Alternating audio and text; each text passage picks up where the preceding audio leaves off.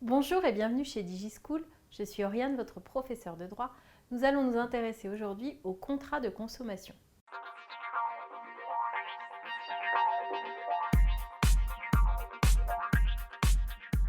Il n'existe pas de définition légale du contrat de consommation ni même du consommateur.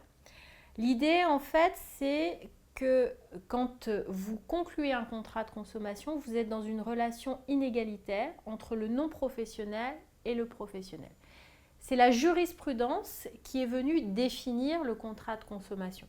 C'est une convention qui est librement conclue entre donc un professionnel, qu'on va appeler le vendeur, et une partie non professionnelle, le consommateur, afin de fournir une marchandise ou une prestation de service.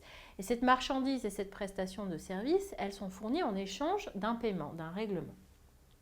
Ne sont donc pas des contrats de consommation les contrats qui sont conclus entre deux professionnels ou entre deux consommateurs. La notion fondamentale pour qualifier un contrat de consommation, c'est la notion de non professionnel. C'est-à-dire que c'est cette notion de non professionnel qui va faire qu'on va rentrer dans une relation déséquilibrée.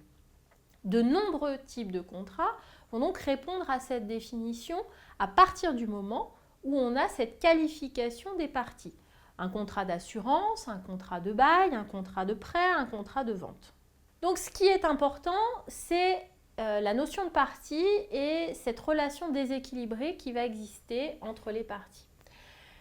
On a cette notion de consommateur qui n'est pas définie par la loi, mais qui est précisée par la jurisprudence. Donc pour la Cour de cassation, le consommateur ou le non professionnel, c'est l'individu qui conclut un contrat qui n'a aucun rapport avec sa profession, avec la profession qu'il exerce habituellement.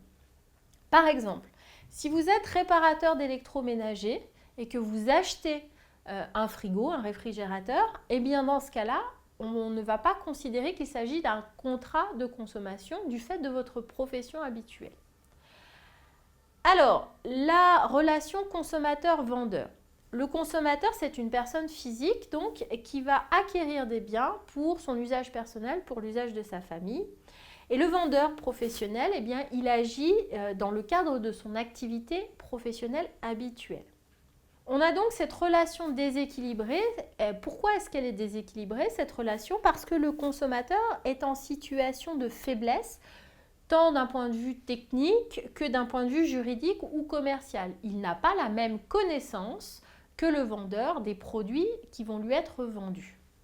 À partir du moment où on a qualifié le contrat de consommation, on a reconnu la relation déséquilibrée. Et le droit va, de ce fait, édicter des règles particulières pour protéger le consommateur. Donc vous avez une loi qui date de 1978 sur la protection des consommateurs.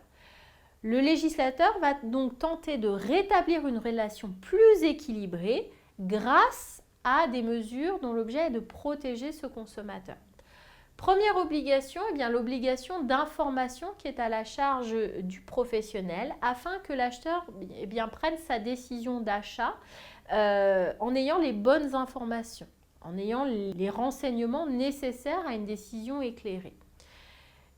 Le droit va également encadrer un certain nombre de clauses que l'on peut qualifier d'abusives. Il va interdire un certain nombre de clauses dans les contrats de consommation.